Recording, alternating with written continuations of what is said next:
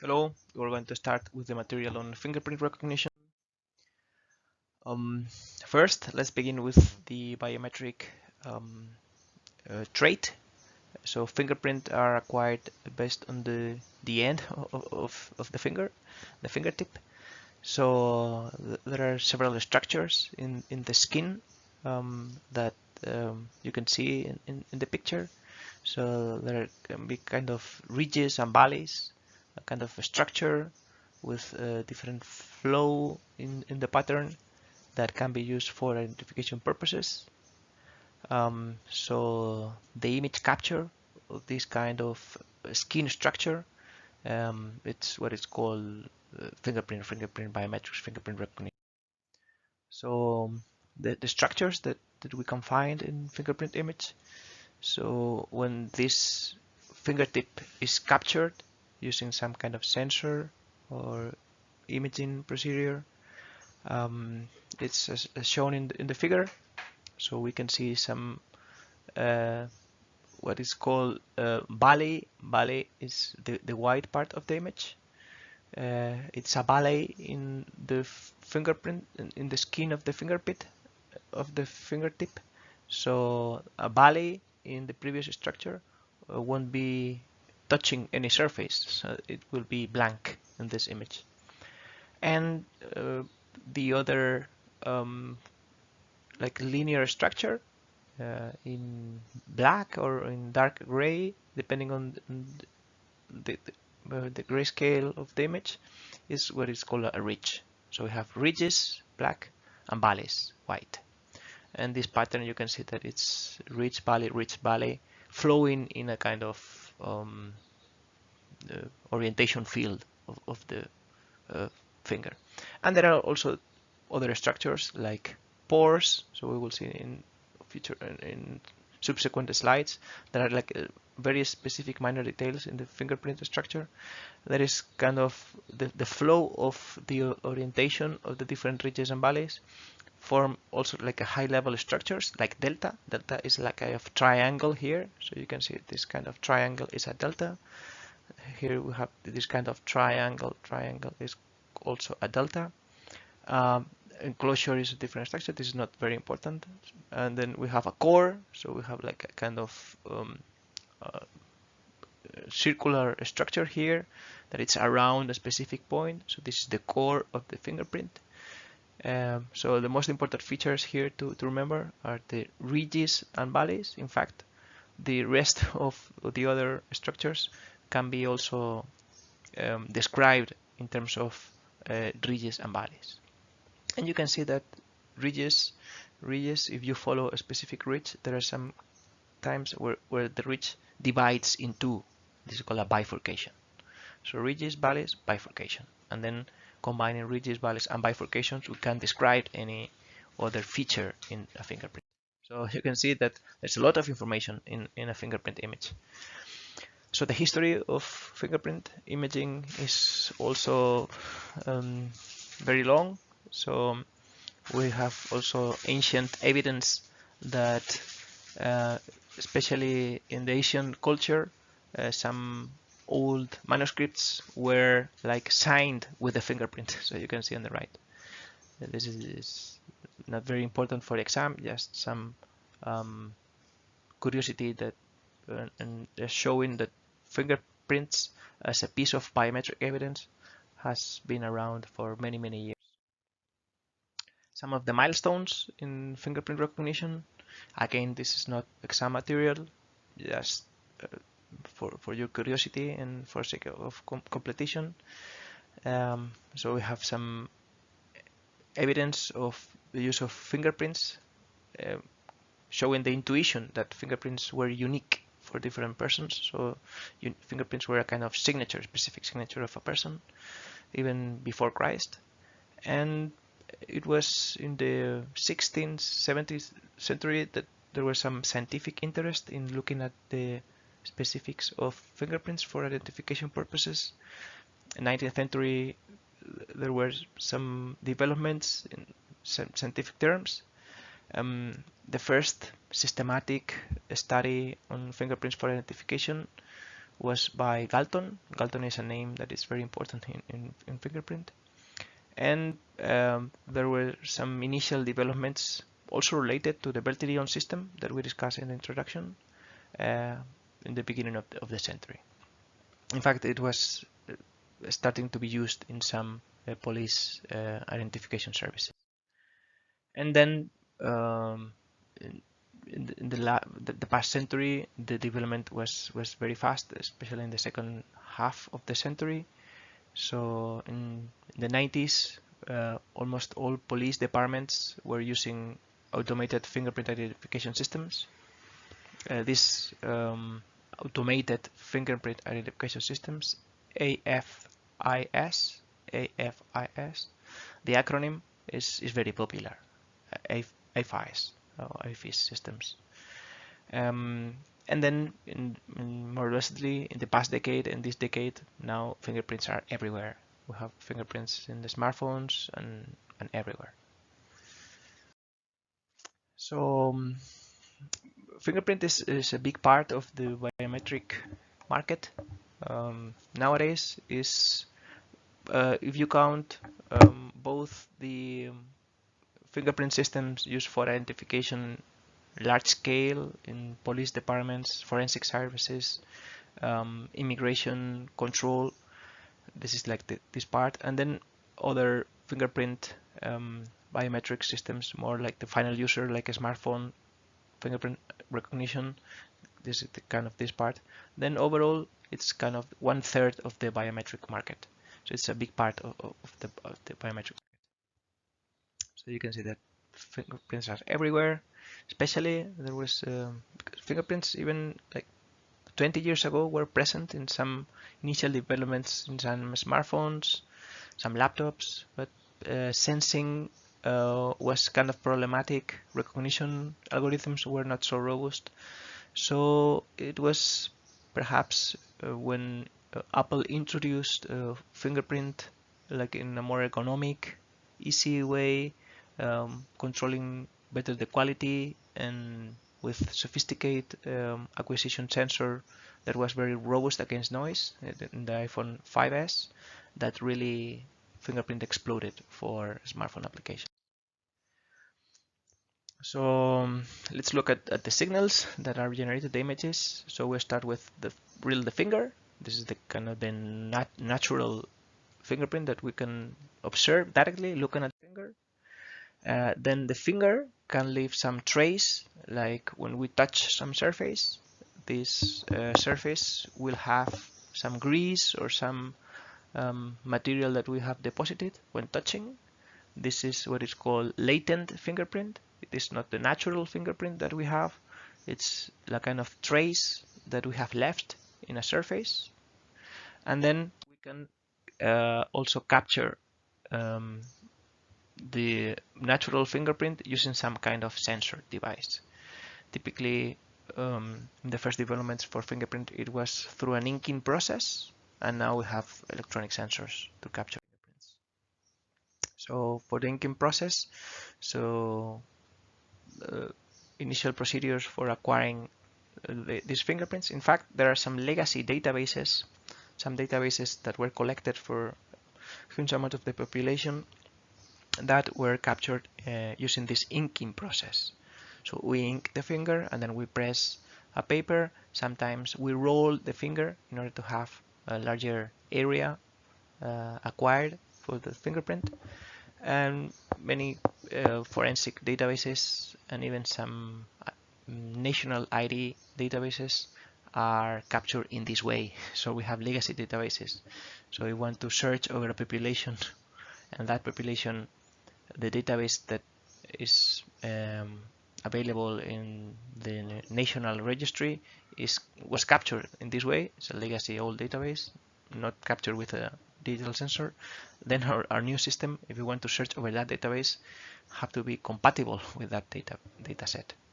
So this is the reason why nowadays you won't see any ink capture for new procedures in fingerprint, but there are still some legacy databases, and we have to be able to match against these ink databases.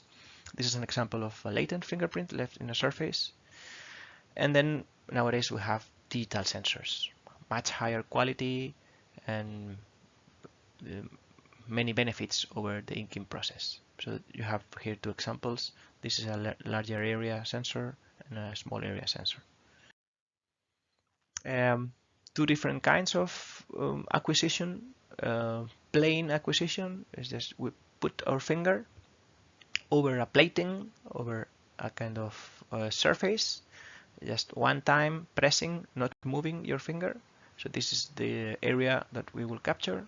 Usually the higher the pressure, the larger the area. So we will have to cover, this is, you see a very large area. So usually this is captured with an optical sensor, and the plating is large compared to the finger. So the plating is larger than the fingerprint size in order to capture the full fingerprint.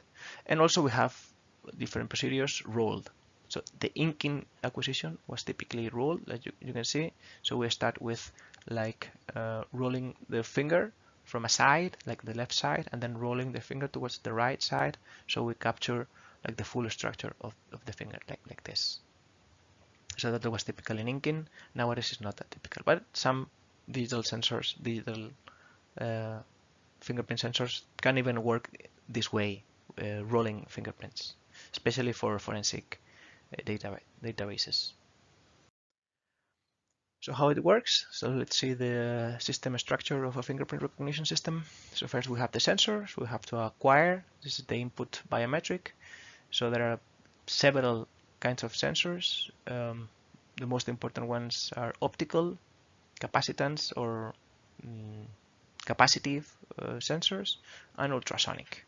So these are the three kinds. So we capture the fingerprint, then we extract some features that are discriminative in order to build our biometric template. So the most important features are these three: pores, minutiae, and textures. And sometimes we have a combination of features in our templates. And then we will have the matching.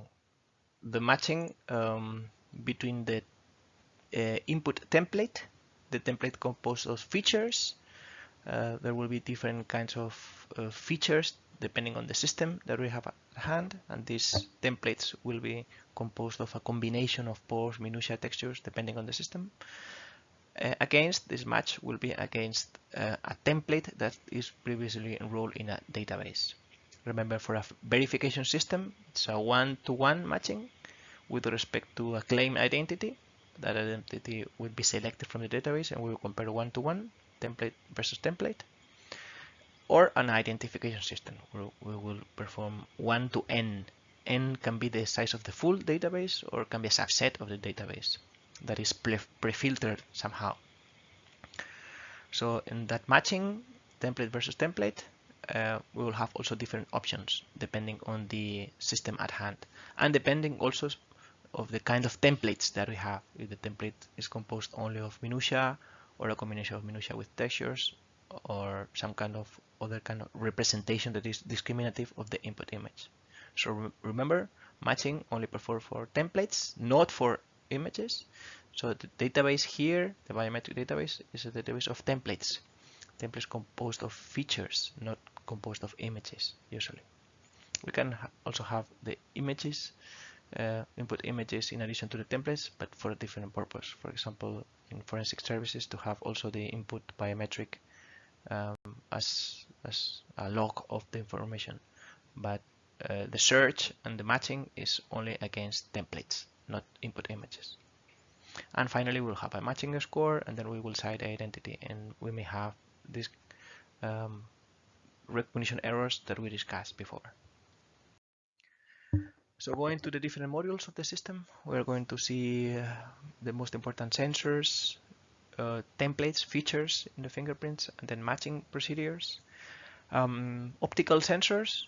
So the optical sensors usually have a plating, crystal plating, where we set our finger, and then inside the sensor we will have a light source. The light source will generate some kind of sometimes polarized or not polarized different kinds of illumination that is reflected and refracted. So there is a kind of reflection and refraction here, this platen.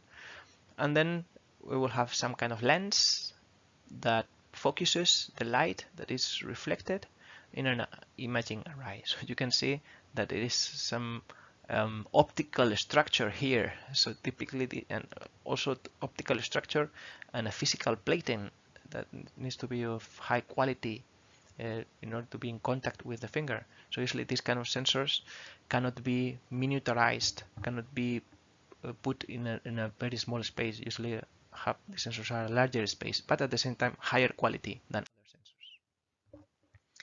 So these previous optical sensors you can find, for example, in immigration points when you cross borders. These are like the big sensors where you put your fingers. Second kind of sensors are like the solid state sensors. So usually these are the kind of sensors that are integrated in smartphones.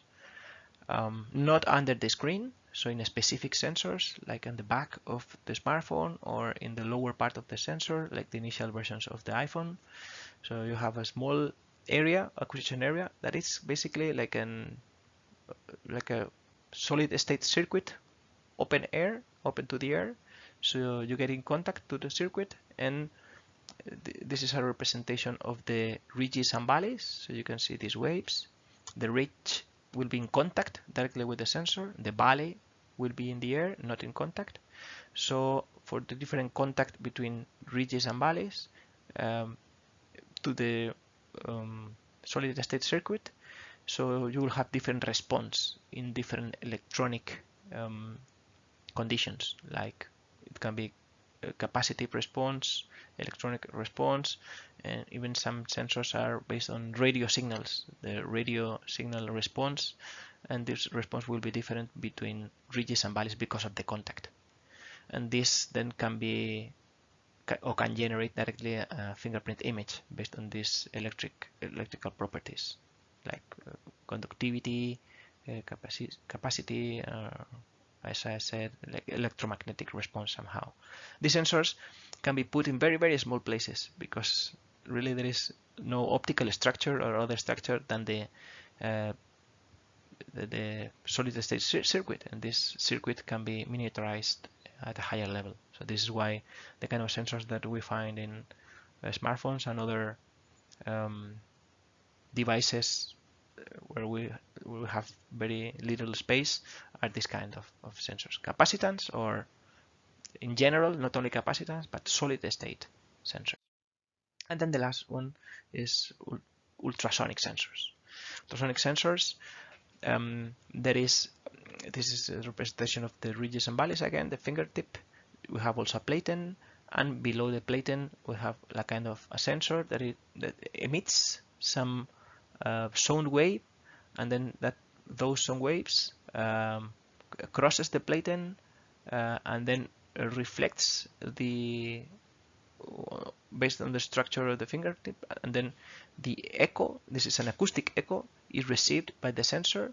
So the sensor emits and receives acoustic signals, sound wave signals, and based on that is able to reconstruct the surface. This is the kind of sensors that are now usually embedded in below the screen of some smartphones. So that was a technology that was not really present and much developed until 3-4 years ago, but now it's growing and growing in importance.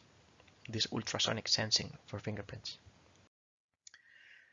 So you can see here one example of an optical sensor. So you can see a large size, even as large as it can capture the full palm print. This is the kind of sensors used for controlling borders, border control applications, and also for law enforcement, like forensic applications. And in these kind of sensors, you are able to capture one fingerprint at a time, also multiple fingerprints at a time, the palm print, the full palm print, and so on. Okay, now let's see the features that we have in a fingerprint. So there are different levels of features. So the different levels follows the terminology used by forensic science. So most fingerprint recognition technology follows like the art of science behind forensic comparison. So this terminology, level 1, 2, and we will see level 3, are the 3 different levels that a forensic expert looks when he's analyzing manually a fingerprint. So level 1 is like the overall structure, like looking at the fingerprint at a distance, at an overall level, not looking into the detail. Level 2 is more detail. I get closer to the fingerprint, and then I see more details. And then level 3 is the highest level of detail, so the smallest details in the fingerprint. So level 1, for example, is this kind of circular structure in the flow of the ridges. It's a whorl. Also, if we see here a loop, so this is kind of highest curvature in the orientation field, and then the curvature gets like an inverted U in the orientation, and this is the structure is typical of a fingerprint. In the center of the fingerprint is called a loop, and then a delta, for example, here. So you can see the flow, and then the flow dividing like in a triangle, like in 3 different directions. This is a delta structure, loop structure, whorl structure, and this kind of structures you can see that can be seen at a distance, not looking at the specific pixel level, but more like the overall orientation level. This is level 1, the general structure of the fingerprint, and these are the features in this level 1. Level 2 are features looking that we can find looking more closely to the ridge structure. If we look closer to the ridge structure, we will see ridges in black here. So you can see that here is a binarized image, cleaned image of a fingerprint. So the ridge in black, valley in white, and then follow the ridges. So if we follow one ridge, we will see in some occasions that the ridge is divided in 2. So this division point is called bifurcation. Bifurcation. And if we follow a ridge, other times we've found that the ridge is ended. So it's called a termination. So these points where ridges divide or terminate are called minutiae. Both of them, this is a minutia. What kind of minutia? Bifurcation. This is a minutia. What kind of minutia? Termination. So these specific points, either terminations or bifurcation of the ridges, are called minutiae. And if we mark all the minutiae in a fingerprint, we will have a kind of constellation. We have a set of points that describe the fingerprint, and these points are very discriminative. Looking at level 1, the overall level of the fingerprint. So for example, here in this kind of fingerprint, we don't see any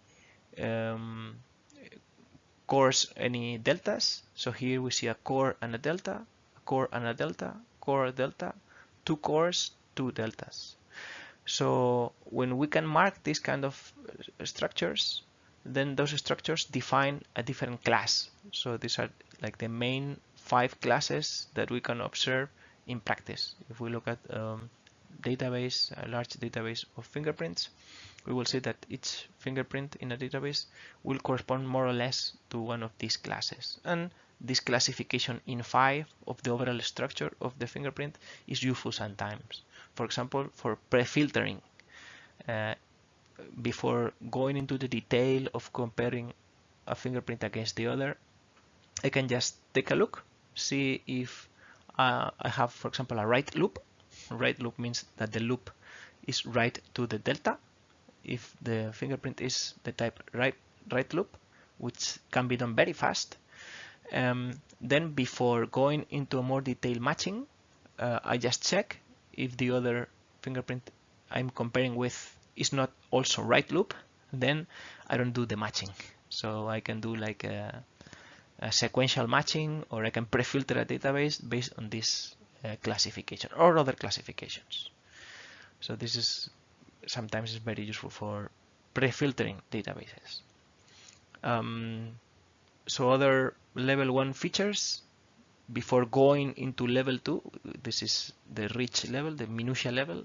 In level 1, only looking at the overall fingerprint, I have the fingerprint. I can generate also a very important image that is called orientation image. And the orientation image represents an image where block by block or by regions, each region I represent the orientation that I can estimate in that region based on the input fingerprint.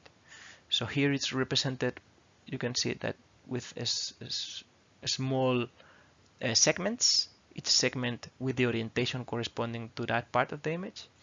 In practice, this is just a visual representation. The important part, really the orientation image, what represents is that I have to store, or I have a structure where I have the orientation, and for each part of the image, orientation means an angle.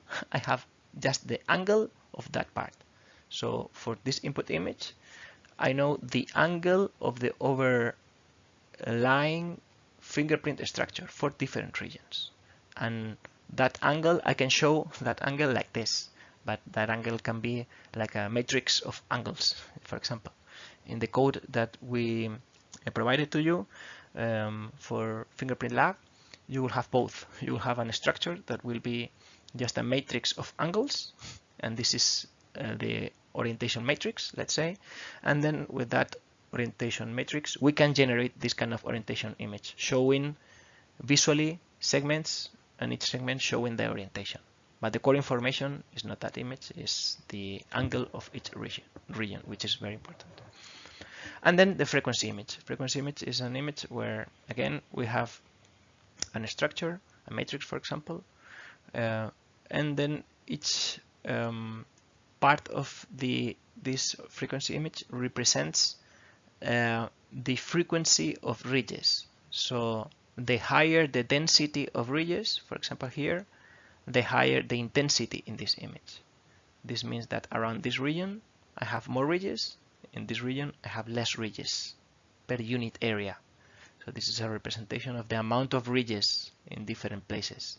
So you can see that this is not homogeneous. There are some parts where I have more ridges concentrated. I have other parts that I have less ridges concentrated.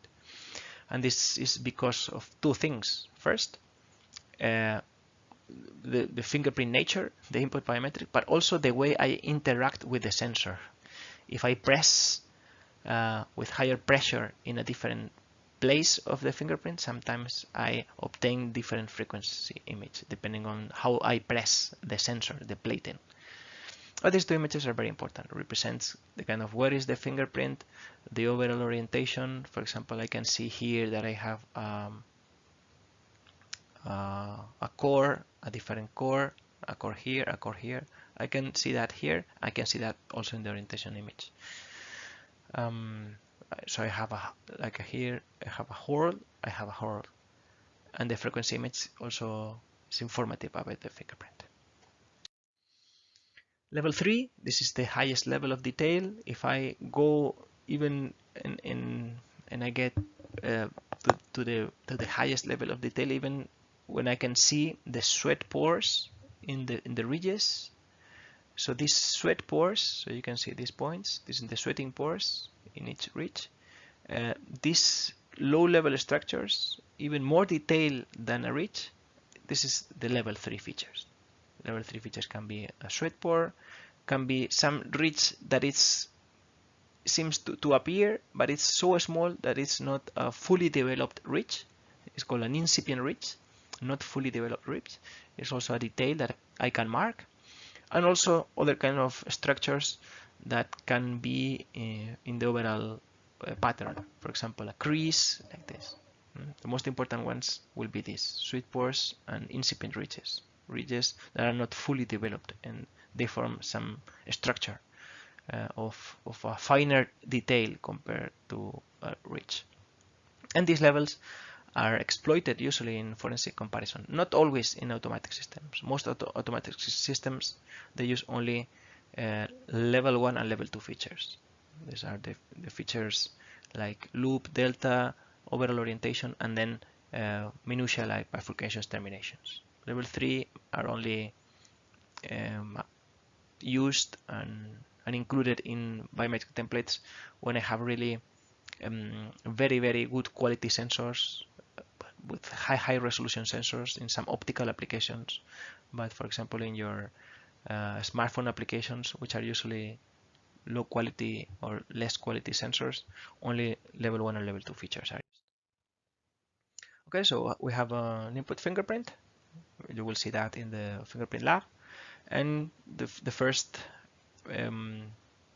block that we have after the fingerprint sensing, this represents the fingerprint sensing, is the feature extraction. Remember our general diagram. In feature extraction, we want to output a template, a biometric template.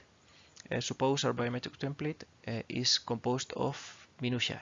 These red points over this processed image will be our biometric template in this case, in this example. And this is an example that represents many systems in practice. How do we go from the image to the red dots to the biometric template? There are several or different stages. This depends on the particular implementation, but this follows the code that we're giving to you in the biometric lab. And in fact, it's representative of a large part of the commercial systems and the commercial technology nowadays. So we see here on the right different intermediate steps in order to extract the features. So we have the fingerprint image, this is the input. We will generate based on that 3 different images: the orientation, shape, and frequency. From the orientation image, the orientation image is similar to the previous one that we described, just an image including the orientation angles of different regions of the image, block by block, for example. And based on that, we can calculate the singularities like core, delta, and so on. We can use that for pre-filtering databases. And based on the orientation also, when we know the orientation, we can generate the ridge pattern. Ridge pattern image will be this kind of high quality enhanced image where ridges are clean, are clear in black or close to black or dark gray, and valleys are completely white. You can see the high difference between this ridge pattern and the input image. How do we go from here here to here? It's what is called directional image filtering. So if from the fingerprint image we can generate the orientation, so we will start from here, we will examine different regions. For example, in this region we will have a specific algorithm to estimate which is the main orientation. Once we know the main orientation, that will be the orientation image, main orientation. Based orientation image, I know which is the main orientation. I will apply some filtering here based on some orientation. That filtering is similar to kind of like blurring this image just on the direction that we have estimated at orientation. So we kind of blur with a directional blur, and based on that directional blur here, if we blur and then we, after that blurring, we apply some contrast modification, so we will obtain this kind of clean ridge pattern. So basically we estimate the orientation locally, and based on that estimated orientation we then apply directional filtering, which is equivalent to blurring in the estimated orientation, and then we apply a kind of contrast enhancement. Result of that, this kind of very clean black and white ridge pattern. In that enhanced image where ridges are more clear, and this kind of, you can see interruptions. So these interruptions are not because we have here a termination and then a different ridge. It's the same ridge, but it's kind of imperfections because of the skin properties, the pores, noise in the acquisition. For me, it's more representative, more clean, more discriminative to eliminate this kind of imperfections. And this is done with the two-step, from the fingerprint to the orientation locally, from the orientation to this directional filtering to generate this ridge pattern in black. And from there, in fact, this is kind of a simplification in order to see how we got from here to here. And then based on this clean image, the ridge pattern, we can then just start from a fingerprint, from a ridge, and then follow that path until we find a bifurcation or termination. So from here, I can just follow ridges. And by following ridges, I find bifurcations, terminations, and then I mark those in a kind of iterative process. And then I clean some of them because perhaps I start here, I end here, but I know this is the border, so I discard that. I start here, oh yes, this is a bifurcation. Then I start here, oh yes. So it's a kind of searching process based on this cleaned image, and with that I obtain my template, my minutia template. How do I mark the limits of my fingerprint? Where is the limit here? Where is the fingerprint ended? Here or here or here? So how do I determine the shape, the object of interest in this case? How do I segment? This is also a procedure typical in image processing. I'm sure you have studied and other methods for segmenting or for detecting, even the first part of the course. So for fingerprint segmentation or for fingerprint detection, so for estimating what is the area of utility of a fingerprint, there are different procedures, so I'm not going to the details here. You have some references in order you want to study further. But the idea is basically what this kind of segmentation is done also locally. So by exploring the fingerprint, also at the same time that I'm estimating locally the orientation. Remember, estimating the local orientation is very important for the directional filtering.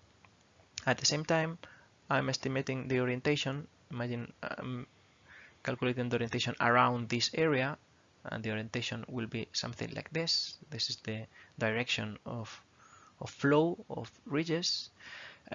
When I estimate the orientation, I will have two things. First, the main direction, and second is a kind of confidence that the direction is that one that I have estimated. Let's say angle here is 45 degrees. So my output of the orientation estimation is 45 degrees, and additional confidence that all ridges or all information around here follows that direction. Confidence here will be high. Why? Because most of the image structure follows that direction. Imagine a different one, for example, here, which is the main orientation. Main orientation will be also like that, like 45 degrees around this area. Of course, I have to select an area that is not big enough. If the area is very big for my orientation analysis, I won't generate nothing useful. If my area of analysis is very, very small, then it won't be also useful. So typically, the area of the block size for obtaining the orientation, which is a very important element, will be typically fixed to be of a size around 3-4 ridges. So this size can be also manipulated. It can be also tuned in your lab. You will be able to tune also that parameter. I can estimate the orientation based on just 2-3 ridges, 4-5, 10, or just one, and we'll have different resolution orientation image. Okay, so let's back to our example here. Let's see For example, that we have here only that region, I estimate that orientation will be also 45 degrees, similar to this, but here that orientation doesn't represent well what is happening here. It's a kind of estimation, but the confidence that the orientation is 45, the confidence, or the the confidence around 45 degrees will be less. So this is kind of a quality or confidence in that all the information flows in 45 degrees. And this kind of confidence is the one that I'm going to use, and it's the confidence that is shown here. The brighter the color, the higher the confidence in my orientation measure. So I have high confidence in my orientation. When in this image we saw a bright color, if it's black, is because I estimated an orientation. For example, here I can estimate the orientation is, I don't know, 100, but the confidence in any orientation I can find here is very small. So I can use this kind of confidence image, confidence in my orientation estimation to segment the fingerprint. I can segment block by block like this. I can leave out of my segmentation parts where I don't find any orientation. For example, here it's difficult to find orientations. Or I can do some morphological processing. I can then select, for example, the outer boundary. So there are different ways to really segment. But most of the different ways to segment, to select the area, the fingerprint shape, they are all based on the confidence image, confidence in estimating locally particular orientation in the fingerprint image. So for the orientation image, how do we obtain the orientation image? This is a very important one because many different processes like fingerprint enhancement depend on the orientation image. So it's important to find good orientation images. So the idea is to really convert the fingerprint image block by block or locally in an estimation of what is the orientation, the angle. So with respect to a reference, let's say with respect to horizontal reference, which angle I have as the flow of the ridge locally. So in order to have this kind of fingerprint orientation image representing each block the angle with respect to a reference. You can see here this theta. This theta, you can see that an orientation for us, it's the same if we marked, like, let's say this orientation, which will be like 120 degrees, 120 is the same angle for us as minus. So this we are searching directions. So this angle and this angle are the same for us. So usually we want not 360 degrees angles, 360, just angles between 0 and 180, because 190 for us, 190 for us is the same as 10 degrees, 190.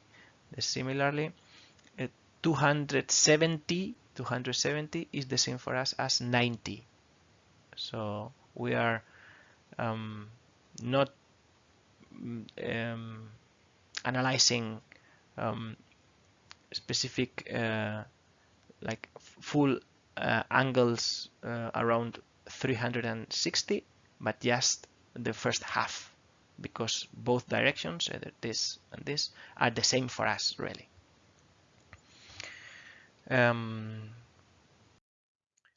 So in order to generate this orientation image, basically what we do is we calculate image gradients across the two directions, x and y, and then we average those gradients. So I'm not going to require any of these developments, just it's important that you know that the orientation image is important, and the orientation image is obtained locally and then at each region that we analyzed, in order to generate that orientation estimation, the orientation and confidence, both the angle and confidence. Remember, confidence, as I said before, is important. Confidence or reliability. In order to generate that, we use gradients, image gradients, in both directions. And then we average those gradients inside the region we analyzed. And this is the mathematics behind. Okay, so we have a procedure now in which we are analyzing local regions. For each local region, we have estimated an orientation angle and a reliability, a confidence in that angle. And imagine we have one region where we have estimated this angle. We're going to set a reference here. This is our line of reference. And then in one particular region, we have obtained this orientation. And this is kind of 5 degrees. And in just the neighbor region on the left, we have obtained this, which is, you can see, 175 degrees. So in this region, we have a flow of ridges that is like this, like this, like this. This is why this is the estimated orientation, 5 degrees. And in just the neighbor, we have obtained this orientation, and this is because the flow of ridges was something like this, this. So you can see the flow of ridges was kind of smooth here, here, here. So you will have like a continuation of the ridges. But you can see that estimation 5 degrees and 175 degrees can be very different because the natural way to estimate and to store these degrees. What happens if we want to average the two angles? We cannot really directly add 5 plus 175 100 plus and then divide by 2, because we will obtain as a result this. As a result, we will obtain that the average between the two of them is 90 degrees. 90 degrees is representative of a pattern like this of ridges, which is completely different to the real pattern. So we cannot sum the two angles and then divide by 2 in order to smooth the two angles, in order to smooth the orientation flow, the orientation image. But there is a trick. What we want to obtain here, of course, is if we want to smooth this and this, is something, this is what we want to obtain, something like straight. So if we have this, the average will be this, representative of this kind of flow, which will be the flow, the ridge flow average between this and this. In order to obtain this flow as the average between the two, there is a trick, which is the angle trick. What we can do is multiply by 2, average in this space of 2 or 2 times the initial angles. So we multiply any angle by 2, and in that new space we do any averaging. And then after we average, apply average or filtering or any operations, then after that the resulting angle we divide by 2 in order to be in the main angle, initial angle. This is the kind of the angle trick that almost all algorithms for averaging angles apply. This is, for example, what happens here. So I was just trying to explain these two, which is very important, and these two. So you can see that we have the different angles. This is a representation of the orientation image, and this is R represents the reliability, the confidence. We are sure about the orientation in this magnitude. And then you can see double, and you can see this is the projection on the angle of this vector on the horizontal axis, on the vertical axis. So this is the vector with double angle, and the vector with double angle we can average. You can see that we average, but the vector with double angle. And then based on that, we can obtain a resulting average angle and then divide by 2. And this way, using this double angle trick, we can, once we estimate locally, we can average the different neighborhoods. So you can see, for example, that in this estimation, there are some specific points where there can be, based on the gradient that we use, that outlier angles, and that outlier angles are averaged in this kind of smoothing of the orientation image. Okay, so we have the input image. We have a way to obtain the orientation image, the shape. Remember that was generated the shape using the confidence or reliability of the orientations, local estimation, angle trick, and then how to obtain the frequency image.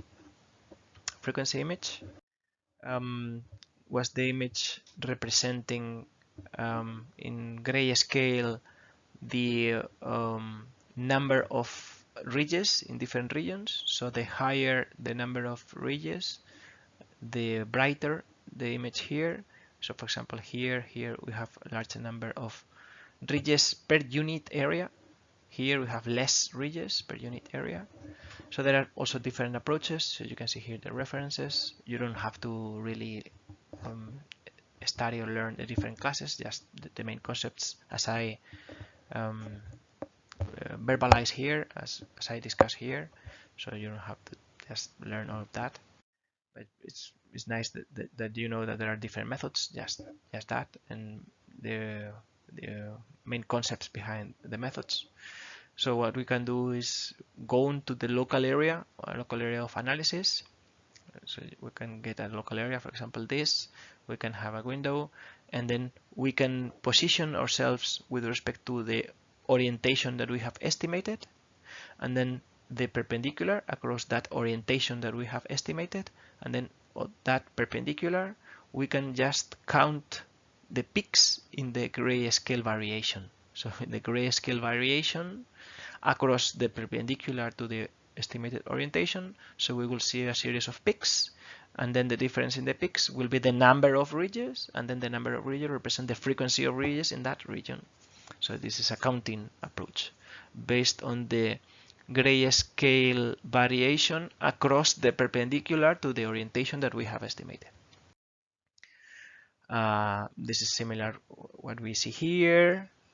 So, and then we can even estimate more properties of this grayscale variation, but the most important thing is to count the peaks.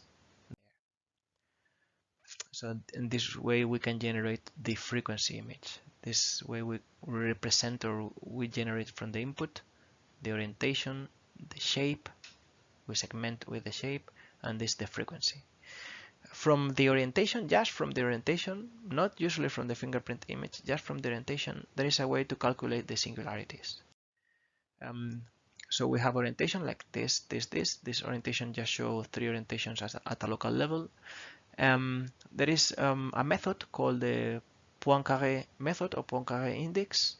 If we analyze the orientations around a closed loop like this one, so we have like the orientation image, and around this 1, 2, 3, 5, these eight orientations around a specific point, if that orientations we add all of them, if we add all of them and the resulting sum is 360, then this means necessarily that the flow around this closed ring is a whorl. So we are having an orientation that is a whorl here. So if around that we have this kind of a structure, we sum all of them from the initial point to the last one, and the resulting sum is 880 is because we have a loop.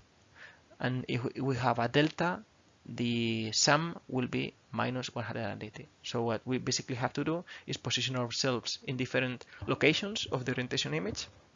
Just around that position, we circulate around that, summing all the orientations in angles. We see the result. If the result is any of that, is because we have a whorl, like a circle here, we have a loop, or we have a delta. In other places where we don't have this kind of singularities structures, where we have, for example, a parallel region of the fingerprint, then the sum around that circle will be 0. So usually in most places of the fingerprint, therefore, we have this Poincaré sum equal to 0. In these specific points where we have singularities like whorl, loop, delta, we have these different values. And this is the main instrument to really locate and identify these singularities in the orientation image. And then when we have this on the orientation image, then we go back to the fingerprint image and we can locate them on the fingerprint image. So this is applied, for example, here. We have a fingerprint image. You can see here very low quality. The resulting orientation image, the orientation image was generated locally using regions, and then based on that orientation we position ourselves at each point, at each different region that was used to generate the orientation, and then we do this circle summing the orientations just on the orientation image. We obtain 0, 0, 0 for the different Poincaré indices, and in this case, for example, around that orientation is the first time where we obtain a result using the sum different to 0. We detect a loop. In the same way, we detect here a delta. And this is then we locate, as we know the correspondence between the fingerprint image and the orientation, we locate that singular points here. And these two loop and delta singular points represent the class of this fingerprint. This fingerprint will be a left loop. The loop is left to the delta in the image. Here we have using the same two loops. Two loops means that this is a whorl image, and this basic procedure, once we obtain the orientation image, is very fast, and also computationally is very fast. It's easy to compute. Sometimes if we run this algorithm over noisy fingerprints like this one, we may find like that we have several places in the image where the Poincaré index is different to 0. Running the algorithm directly here, for example, we obtain here several deltas here, but really looking just at the image, we can see that the main structure, in fact, this image is like a low quality version similar in class this one. These areas will need to be kind of post-processed, so we will search some kind, or we will apply some kind of a smoothing, and only we will keep the singularities that are more distinctive, that are more clear in the recognition. Okay, so now let's look at how we generate this clean, very clean, rich pattern based on the previous information. We have the orientation image, the shape, the frequency image. We have estimated also singularities that help us, for example, if we want to pre-filter the database. And then we want to generate this very clean black and white rich pattern. So for that, we will have to apply enhancement, so image enhancement. So there are several techniques for image enhancement. This technique is very specific to fingerprint recognition. There are some general image enhancement techniques for general purpose images. So in this case, as I mentioned in previous slides, we will apply a directional filtering because we know the structure of a fingerprint. So we know that the fingerprint is composed of ridges and valleys that flow in this kind of direction around a core or a hole, and this natural variation is smooth, and then we have these ridges that are crossing, and locally we can estimate like a clear orientation. So this kind of a structure of a fingerprint is what it exploited for enhancement. But anyways, even if we apply the most sophisticated, most advanced enhancement, there are some regions that are not recoverable, are, are low quality, and the regions won't be, even if we do the best to enhance them, it won't generate any useful information. They are unrecoverable. They are completely lost, so there is no information there. There are some regions that are well defined that will generate very clean, and there are some regions that we apply proper enhancement can be recoverable, can generate useful information, but after enhancement. So you can see some examples of images that we can find in practice of poor quality, medium quality, and good quality. So our directional filtering usually is based on some kind of Gabor filters. These Gabor filters are contextual filters, so we can define filters like this. This is the kernel of the filter. It's an image filter, so the kernel is defined by a mask similar to a Sobel filter, if you have seen in basic image processing, or this kind of filters that are used for enhancing the contrast or for averaging. So in this case, the kind of filters applied to smooth the ridge are similar to this. So we will generate different masks. So you can see, for example, from left to right here, that we are applying different frequency. So here, for example, we assume that we have frequency. Here is 1.5, but it's a kind of for the local region, image region here. Consider, you can see that here that we have a kind of 3 ridges here in this local region. Well, three or five in this. Here we have like 3 ridges. Here we have like 2 ridges. This is kind of the ridge frequency in that region that we expect in our image. How do we tune this frequency based on the frequency image that we mentioned before? Remember that directly from the image, using locally some procedure based on the orientation, perpendicular to the orientation, we counted ridges across. So we have already an estimation of what is the number of ridges in each region. So we use that to fix the frequency of our Gabor filter. So this we know from our previous frequency image. And also with tune, we use a specific direction based on the orientation image that we obtain. So basically, we will, from all of this, we will use just one. Let's say, for example, this one that represents both the orientation and the ridges frequency in a particular region of the fingerprint. And then we apply this filter, which is basically intuitively like doing a smoothing in that direction to that particular place in the image. You have here the formulation. I'm not going to ask about any of these formulation, just general concepts as I'm telling here.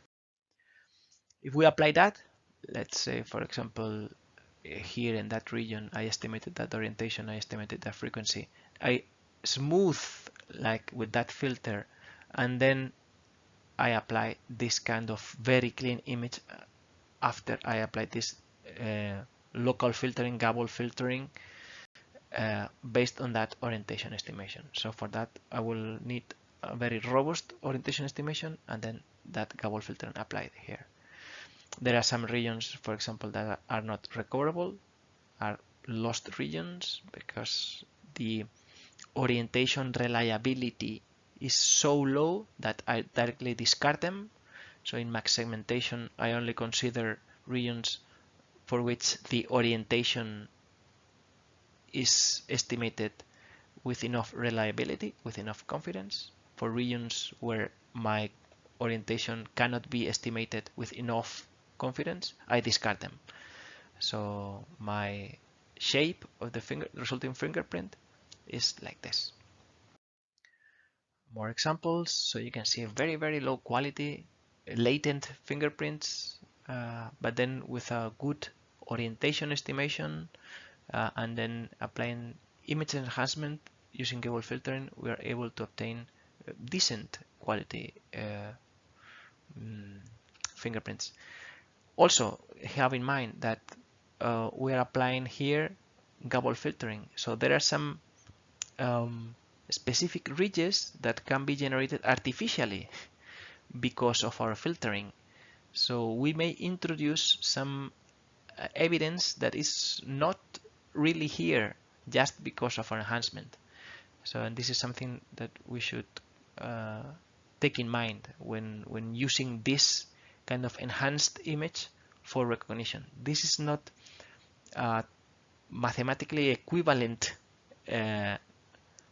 content compared to the initial image. Some of the contents here represent well the input, some are recovered, some are cleaned, but some others, we don't know which ones, may have been artificially introduced because of our cleaning process.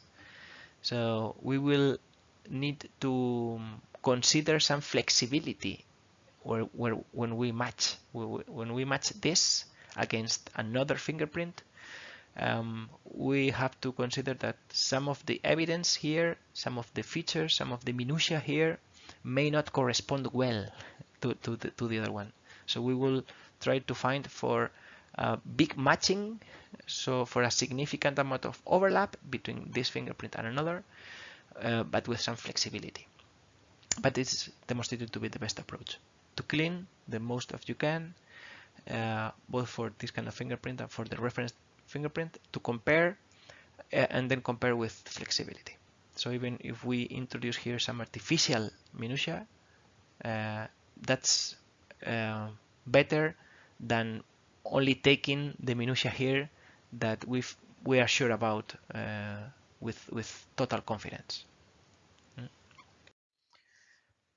So once we have this clean rich pattern, after applying this directional smoothing using this orientation image to the fingerprint image, exploiting this frequency image to tune the orientation of our directional filters, this orientation also to tune, to adjust our orientation filters that are applied locally, the shape to segment, you have this very clean and segmented image. And then we obtain the minutiae. How do we obtain the minutiae based on this rich pattern? There are different approaches, but one of them, popular, not the only one, is based on this clean rich pattern. We can apply binarization, convert to black and white, and we can convert to black and white with problem because it's already an enhanced image. Then we can apply thinning, and this is the ridges. We apply a morphological operation which converts each ridge, black and white ridge, to 1 pixel width, 1 pixel thickness, and then based on that I can start with a 1 pixel line curve and then just follow that lines in order to find bifurcations or terminations, and then I mark, and then I apply some post-processing to eliminate like artificial introduced because of the procedure, like minutia that I know they are not really authentic minutia, or minutia that are in the border, for example. Binarization means that we may lose some information. Also, maybe time consuming. We may introduce some spurious minutiae, some artificial minutiae because of this binarization.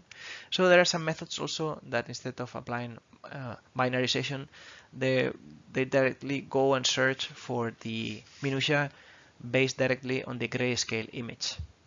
So it's like on the grayscale image, we have like this kind of tree structure, and it's like following the ridges in search of bifurcations and terminations. So imagine we are like in a grayscale image, so we can also apply this kind of search algorithm where if we deviate from the width of the ridge in grayscale, then we are readjust like kind of a search algorithm, and then when we find either like a bifurcation, then it's basically applying like a search algorithms directly over the grayscale. Okay, so now let's continue with the matching. So we have a template. Usually the template will consist of this kind of clean minutiae, or we can add, in addition to minutiae, some additional information related to the texture of the fingerprint. But in order to visualize the main systems that we will find in practice, concentrate just with minutiae for the rest of the presentation. So we have a minutia template, and then we imagine we have a comparison left to right. We have the minutia template for this one, and we have the minutia template for this one. We have here 4 different comparisons, as you can see. This against this, this against this, this against this. Remember, we don't compare directly the fingerprint images. We compare the templates, the fingerprint, the minutia constellation, the minutia template here, and the minutia template here. And so now let's do the exercise and think what can be the output of the comparison. This against this against this. So just by looking at the fingerprints, it looks like this fingerprint as the positioning with respect to the sensor plating. This is an optical sensor of the acquisition area is large. The displacement between the 2 different impressions is high between them. And the position here is very close, and the 2 fingerprints look very similar. In fact, the fingerprint class, the overall level 1 structure here with a core here, a core, a delta here, somewhere here you can perhaps think that there is also a similar delta here. In this case, also similar structure, position is not very different, similar structure. So the result of the comparison at the end is like this. This is the same finger, looks completely different, but it's the same finger. So if you look at the minutia details here, it will be the same minutia details here, but the displacement is very large, so they look like different. This is in fact having similar overall structure, but different fingers. If we look at the specific minutiae will be completely different. This is same finger, or a structure the same, very different because of some quality artifacts here. Perhaps the pressure here is different to the pressure here, location is different, and this looks similar but different fingers.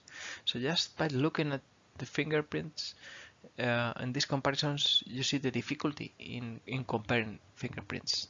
First, we have to obtain reliable templates composed of minutia, and then we have to compare these templates possibly in very different locations. So we will have to apply some kind of position normalization, rotation normalization of the minutia templates, and also be flexible in terms of the 2 templates that we compare. may have some overlapping minutiae, but some portions of the minutia template, for example, the portions here and in that the portions here will not be present in the other one. So there will be only a subset of the minutia that are really overlapping between the two templates that we are comparing. So we can have high displacement, high rotation, and especially this is crucial and very difficult sometimes to handle in small area sensors. And this is why in small area sensors, when we register our fingerprints, the system asks not only for one plane acquisition, but for several. They ask us in our smartphones to put our finger and then go up and down again at different locations until we complete a registration process, perhaps entering 5 or 10 different fingerprint slices. And then all these slices are stored as our template. Sometimes there is an algorithm to create a mosaic joining all these different acquisitions, and other times they just store the different registration images that we input. So this is in order to deal with this high displacement in small area sensors. Another factor that can affect the performance is the positioning with respect to the sensor. This is an optical sensor, but the same problems can happen also in any solid state sensors or any ultrasonic sensors. Imagine that we have a fingerprint, is this one, and this fingerprint is compared to different acquisitions. This is like the enrolled fingerprint. This is a good quality enrolled fingerprint, and then the input fingerprint that we compare with is input in these different conditions. For example, just the fingertip, we will observe this, and if we compare this fingerprint, it's the same subject. It's a genuine comparison. With respect to the template that is good quality, so you can see that the overlap will be here, and the match score, for example, in this case, using a standard matcher, is very low. And the match score is between 0 and 1. And this will be a false rejection because it's a genuine comparison and the match score is very low. It's a genuine, and this false rejection is because the input fingerprint is of low quality.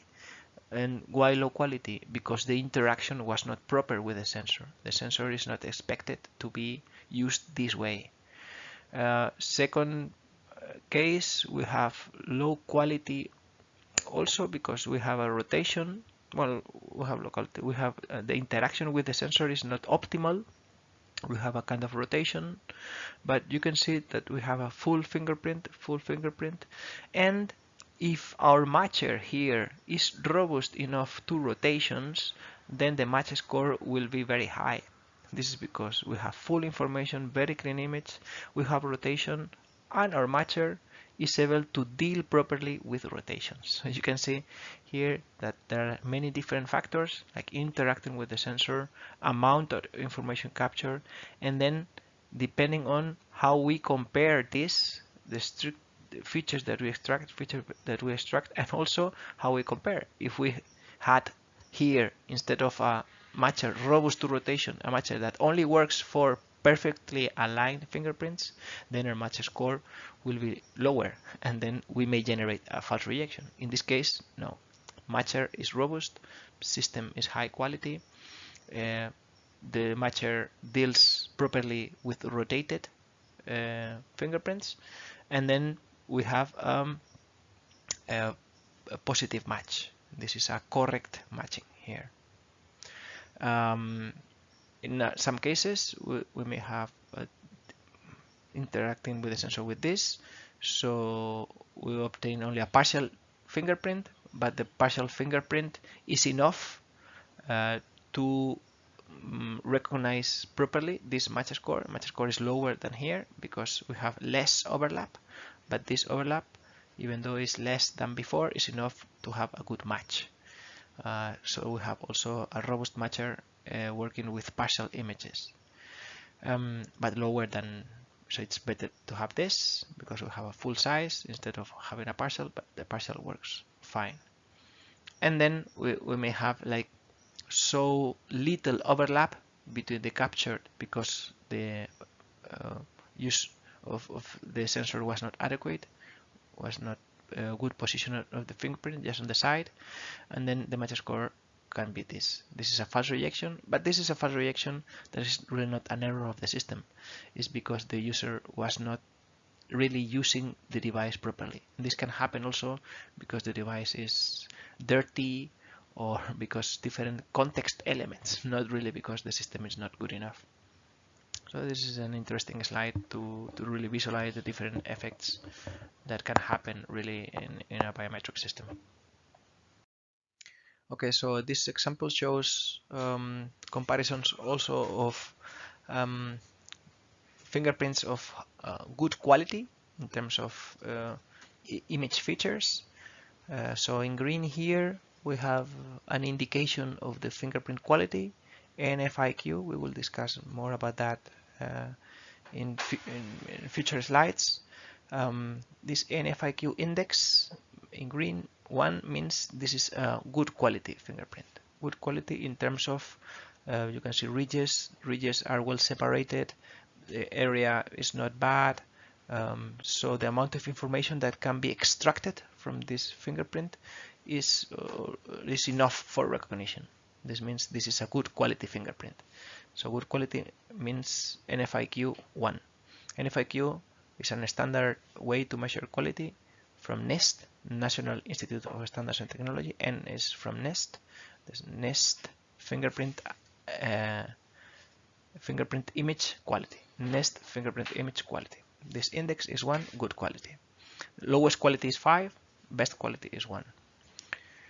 So we have kind of good quality with this indicator, good quality, and this is a bit less quality. You can see 2, but still is good quality, and the lowest quality will be 5. I will introduce more examples in future slides. So when comparing two good quality images from the same person, this is a genuine comparison, you can see that we can have very, very low match score. This is a false rejection. False rejection not because the quality of the fingerprints, because the overlap, the region that we are comparing is completely different. And this is because we are interacting with the sensor with different portions of our finger. The interaction with the sensor was not adequate. And we can have also, we have this behavior also shown here. So good quality, not as good as before because this is a partial fingerprint, good quality, but the overlapping area between the two of them, between this partial fingerprint and this, is completely different. So we are comparing different things, same fingerprint but in different areas. So because of, or when we have a high displacement between the two fingerprints and under comparison, or we have big rotation, then we may generate for genuine users false rejections. False rejection because the displacement is so high that the overlapping region between the two fingerprints under comparison is not enough. Different problem or a new problem is that can happen also because of the interaction with the sensor is nonlinear distortion. So the fingerprint and the fingerprint skin is elastic. So when we position the fingerprint directly in this way over the platen and we put some pressure against the platen, either a crystal platen in an optical sensor or in a solid state sensor, so we will obtain a kind of image like this one. And then after we put our fingerprint, keeping the pressure, if we move a little bit in some directions, then there will appear some kind of non-linear distortion. Some parts of the fingerprint will keep the same location, especially those parts that are placed with the highest pressure, and other parts of the image will move in a non-linear way with respect. So you can see, for example, here, from here to here, from here to here, the distances are kept because that part of the fingerprint was really attached to the sensor, and other parts, because the pressure was less compared to that, can move around. So this way we are kind of deforming the fingerprint, and this is problematic for matchers when we compare for the same subject one template like this, which is the enrollment template, to an input fingerprint that can be in a different non-linear distorted way with compared to the template. So to compensate this kind of non-linear distortion, there are some models that represent different regions of the fingerprint. For example, this one is representing the fingerprint in 3 different regions, like a central region, like which is close contact with the sensor, like a transition region, and then like external region. So different regions will have different patterns of movement. The close contact will be like more rigid, the external will move more, and the transition will be a transition. And then you can see that the visual representation, the intuition behind that, so that the close contact will move like in a rigid way. The outer bone will be free to move between 2 different positions of the fingerprint, and then the transition will kind of stretch or warp between the 2 in order to transform these 2 regions. And this kind of model can help, and if those models are considered inner matching,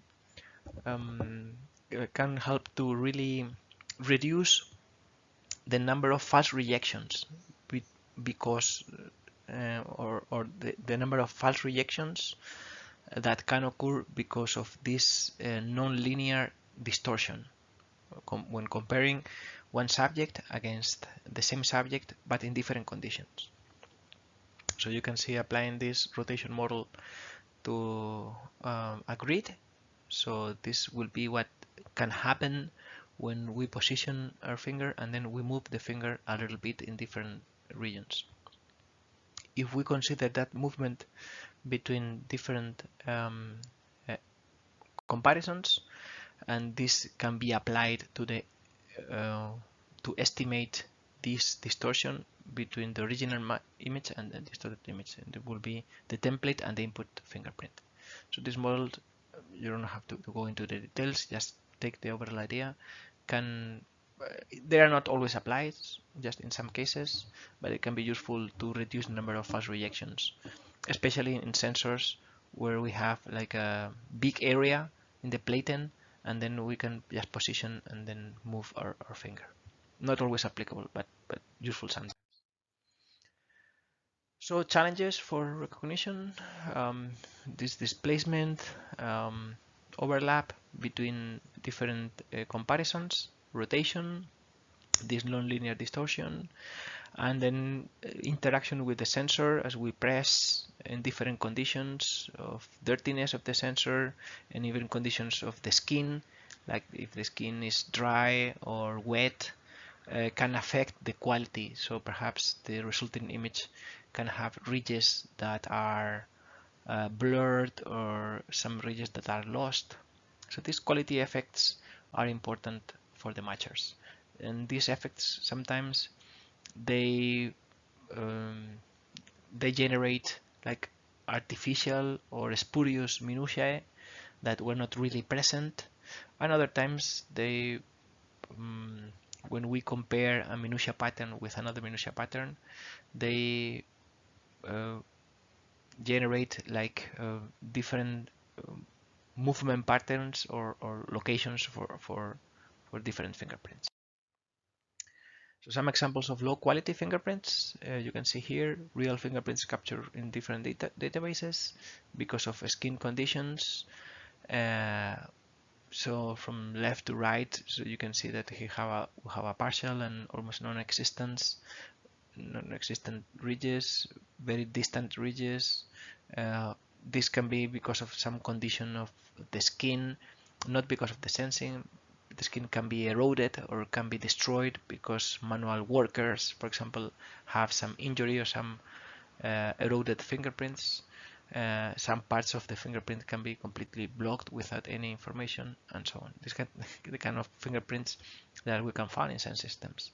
So really, fingerprint recognition systems have to consider this. In fact, large-scale studies show that like 1-2% of the population they have such low quality fingerprints that they're not able to use any kind of systems, especially in local areas and manual workers.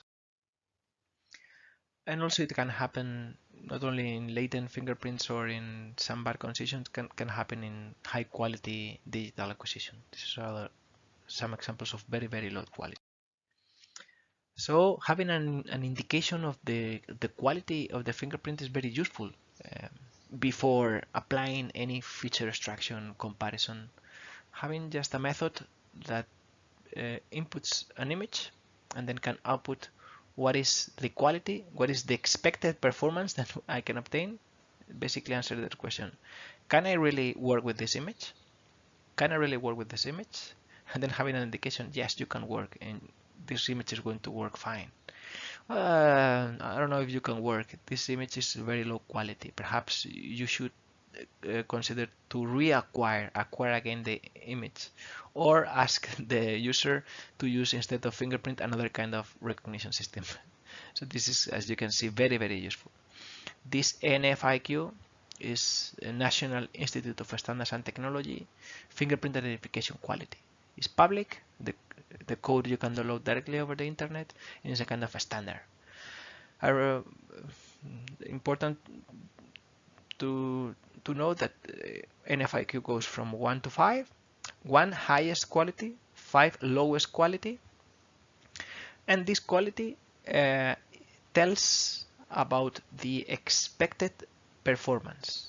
So 1 means the performance you are going to obtain is good. Performance you are going to obtain in classification with this image is bad. So this is a prediction of the recognition accuracy. Usually this prediction is related to how well the ridges are distributed. So ridges are clear, separated from valleys. We have a good structure. We have a full size or good size area for the fingerprint, and so on. So if we go to the left to the right, so we will see decreasing quality in these terms. Okay, so this is the same as before.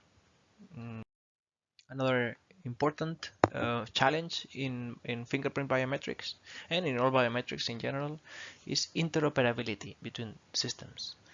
So if we compare a fingerprint image to a different fingerprint image captured with a different sensor in a different scenario, different resolution, different templates, the biometric template even, some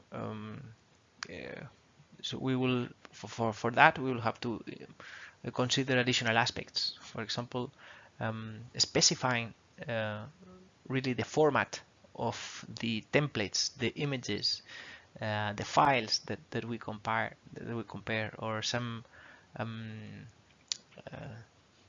factors, elements of the sensors that we or the system modules that we interconnect. So for that, there are already some international standards specifying the interconnection of the systems, how the images should be stored, the template format, and so on. And additionally, the algorithms that we use for feature extraction, for matching, for all the different modules, should be robust in this kind of a scenario of interoperability to these different kinds of information coming from different sensors. We may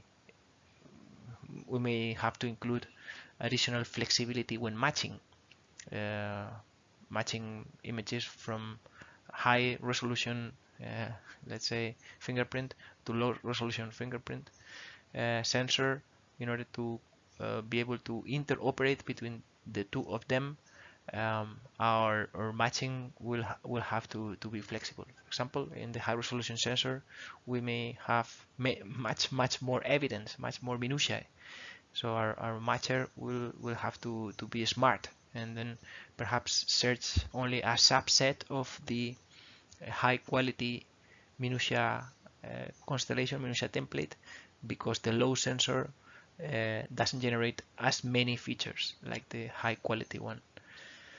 So interoperability makes necessary to specify formats in specific standards, so files, systems can interconnect, and also it generates also additional algorithmic changes in order to be able to properly match evidence, fingerprint images or other biometrics evidence that is coming really like from different domains. So we have to be in a kind of domain independent, both in how we generate the features and in how we compare those features in our matchers.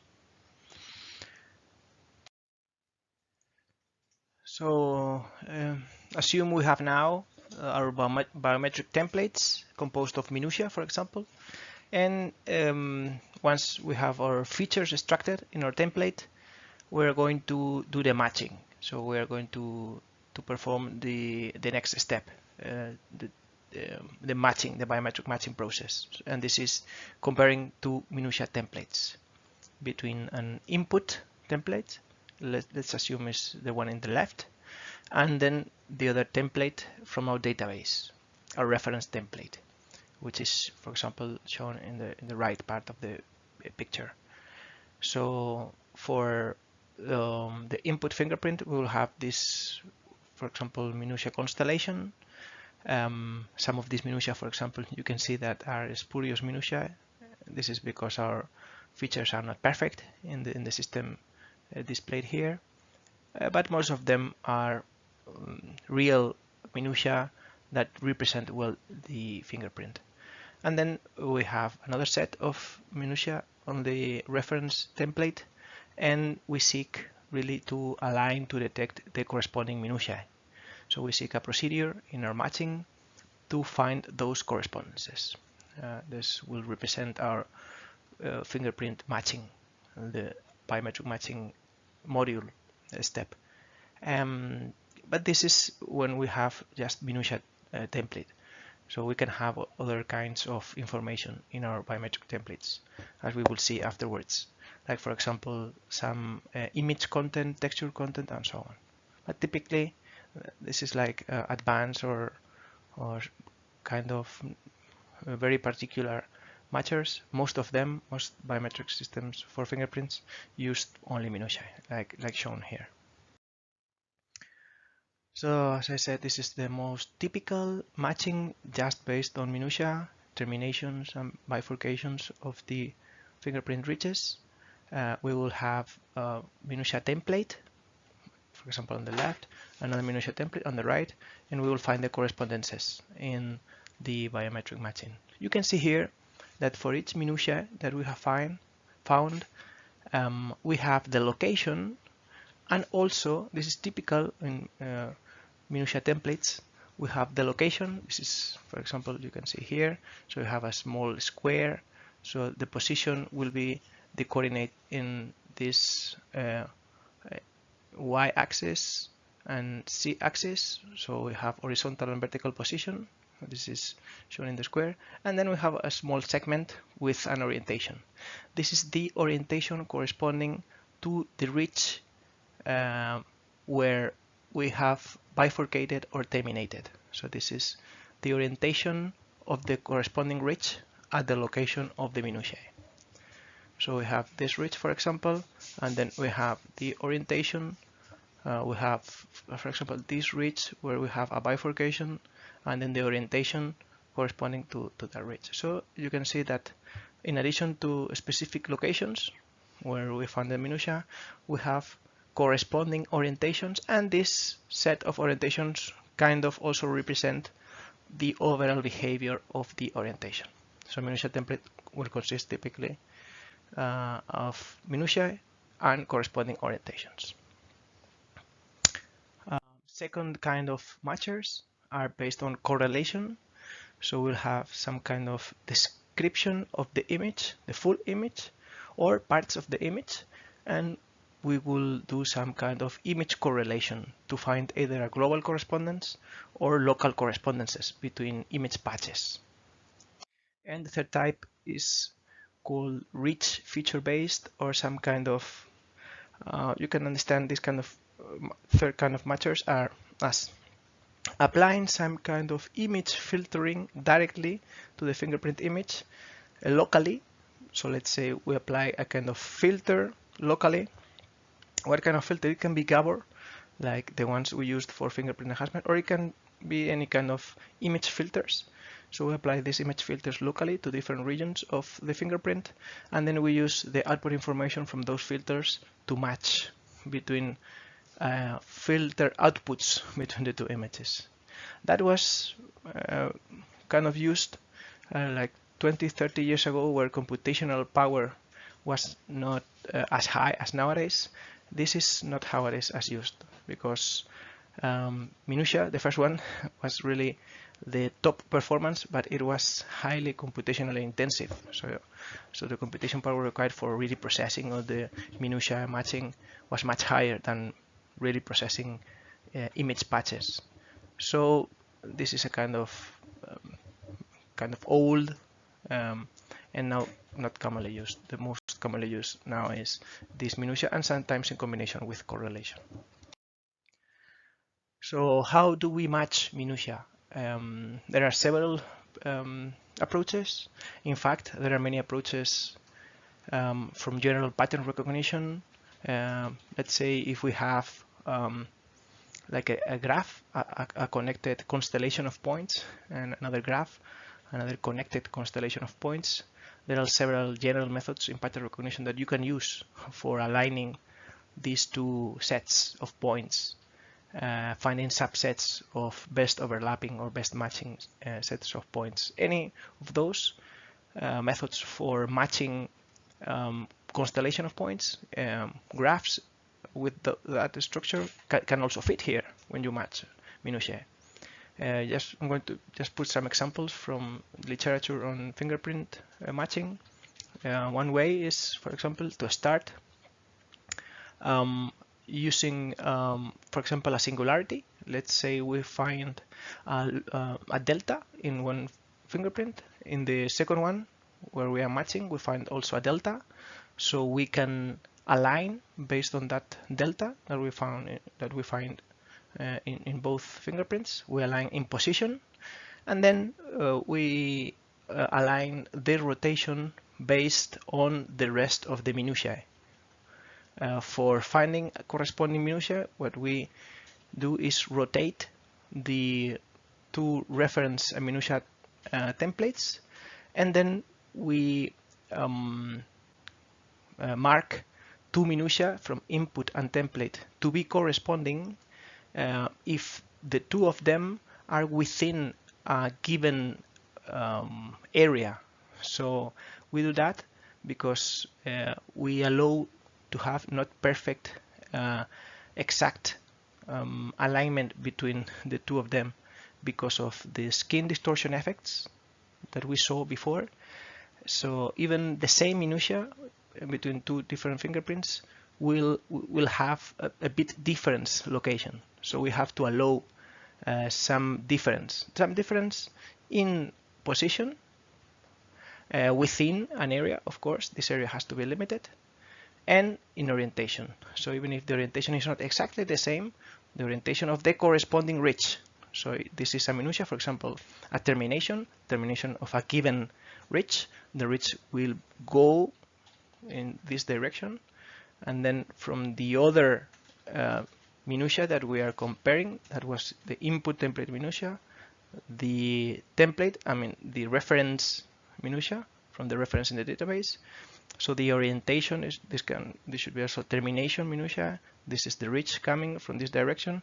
So you can see that this direction are not the same but are similar. So there is also variability that we allow in both position and orientation. If position and orientation for two minutiae are close, orientation is similar, then we can mark this pair as corresponding minutiae between input template and a reference template. And we can do that for all the minutiae, and then we can find the best correspondence based in this kind of matching procedure for individual pairs of minutiae. This can be also run in an iterative process, trying to, let's say, I'm not required, of course, and I'm not going to ask in the exam all the details of this mathematical formulation, so you don't have to spend much time reading it. Just this is for your reference if you work in the future in biometrics, so you don't have to really go into detail. This is already implemented in the code I'm giving you for the lab. So in the lab you can just run and see the results. No need really to go into the details. So the idea here is basically that, as I mentioned, we're going to find corresponding minutiae between the template. The template is in the database, the input.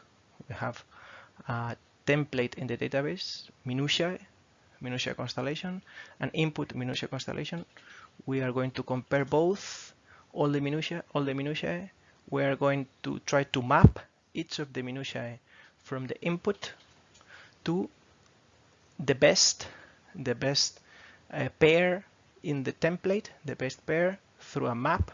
This map is a rotation and translation, and then we are going to maximize all the translations and rotations and positions of the. So basically we are going to find, using a maximization optimization process, the best alignment between the input and the template, using this model where we allow a displacement and a rotation between input and template. No need just to look at more details and more formula here. Just the concept of finding an individual correspondence between the best pair of minutiae, and then we apply that to the full set of minutiae that we have in template and input.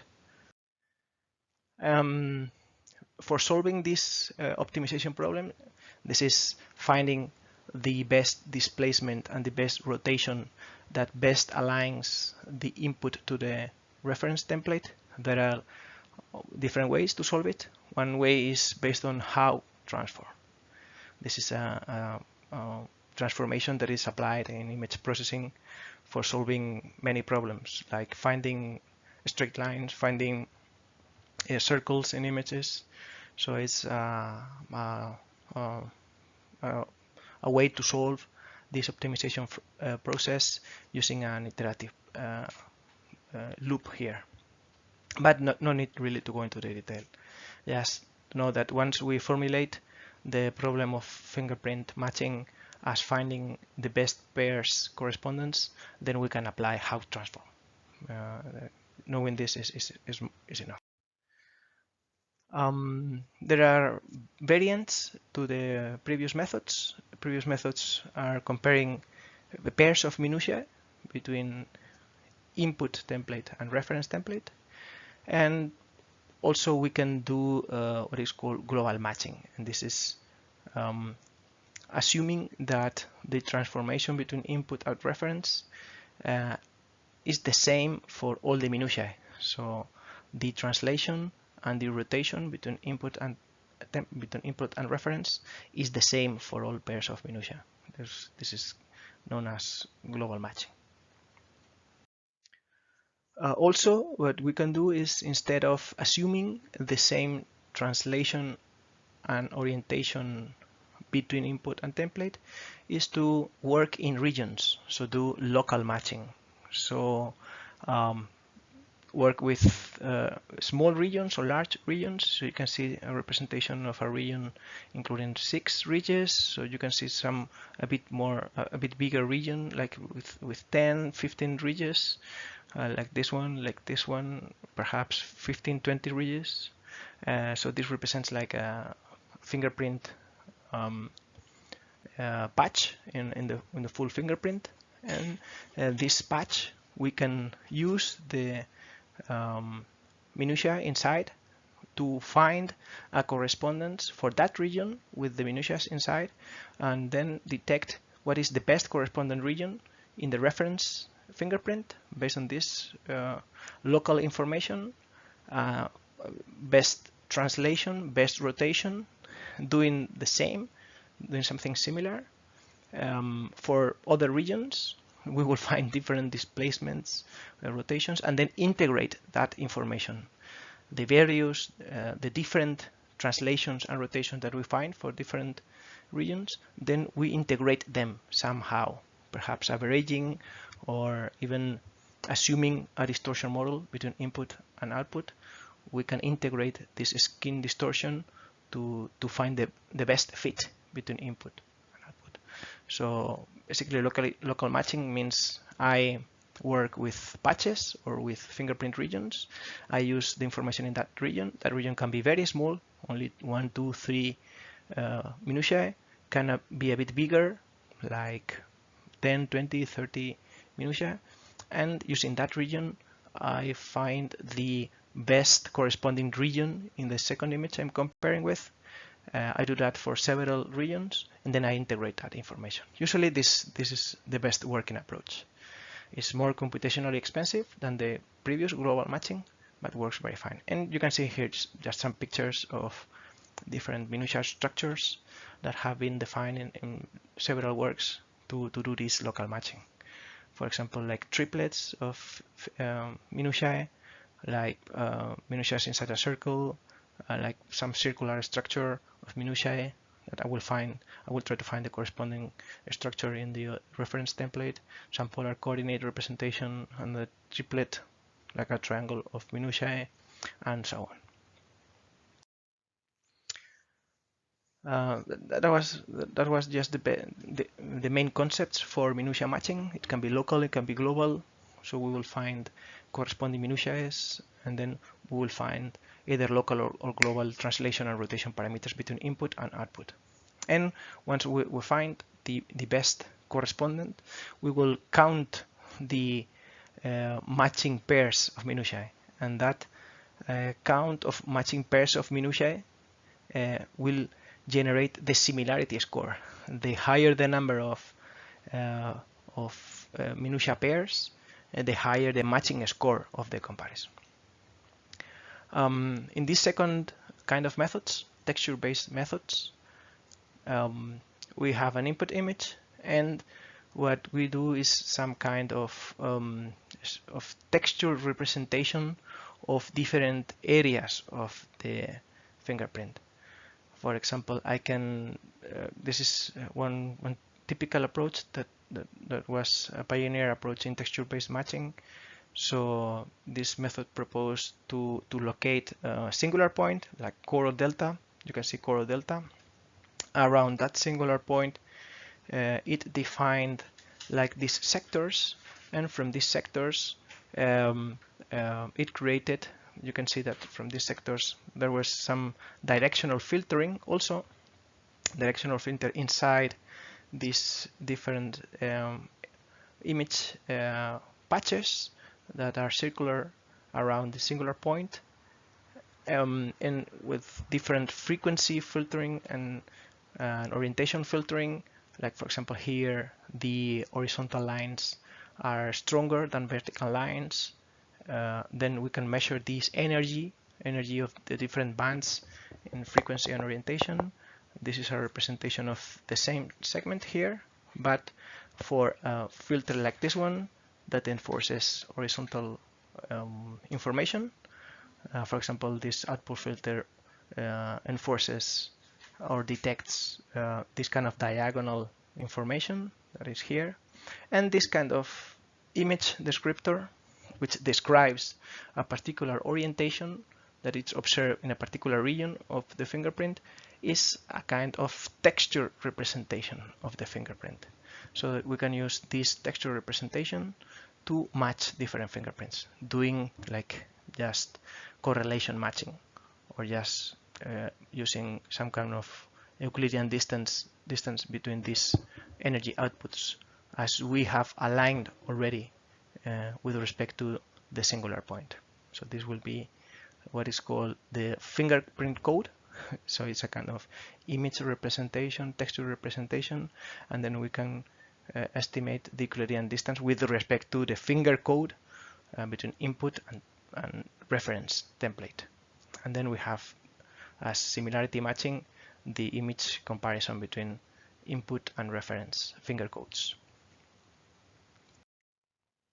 So those are good representatives of the main methods in fingerprint matching. For the fingerprint lab, we're going to implement just minutia matching, which is the most important.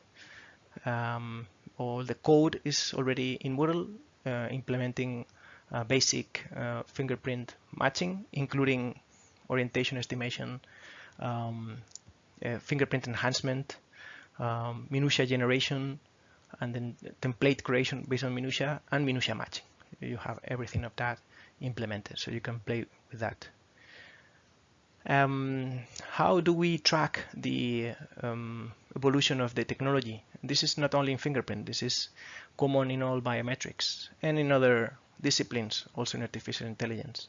There are benchmarks, technology benchmarks. The most important technology benchmark for fingerprint recognition follow two lines. The first line is called FBC competitions, fingerprint verification competitions. First one started in 2000, and there were like competitions, benchmarks every 2 years, 2002, 2004, 2006, and then starting in 2008, it was converted to an ongoing competition, FBC ongoing. Since 2008, and since then, it's been running continuously over time. So you can go right away now and find FBC website, and you will see that the competition is still active nowadays. And the idea here is to track the state of the art in fingerprint recognition. So some statistics of the different competitions. The first one in FBC, fingerprint verification competition, this was organized from a group of academic research groups in Europe, Italy, United States, and in Europe also England. So it was UK, Italy, and United States, three groups. And also we started to collaborate with them in 2006 at Autonoma University. So you can see the participants. Participants were mostly in the beginning academic research groups, and from 2002 also many companies started to participate, evaluating their algorithms, and you can see that the interest in the academic research in fingerprint recognition and also in the industry was growing very rapidly. Now we have hundreds of participants, from 10 to 50 to 2006, and then different algorithms. So the same participant can submit really different algorithms for evaluation. For each evaluation, what is provided by the organizers is a data set captured with different sensors. A part of the data set is sequestered, so it's not provided to the participants. At a small part of the data set, this data set A is not given to participants, and the set B is given to participants, so they can tune their algorithms and they can really test and adjust their algorithms to this specific fingerprint. The different sensors used for those competitions were the ones typically used in applications back then. At each time in the evolution of the technology, optical sensors, solid state sensors, and so on. And also, different evaluations represented different conditions. For example, in FBC 2000, so quality was standard, so interaction with the sensor was normal. 2004 and 6, for example, were aimed at investigating the effects of quality. So the databases for the tests were constructed intentionally of low quality.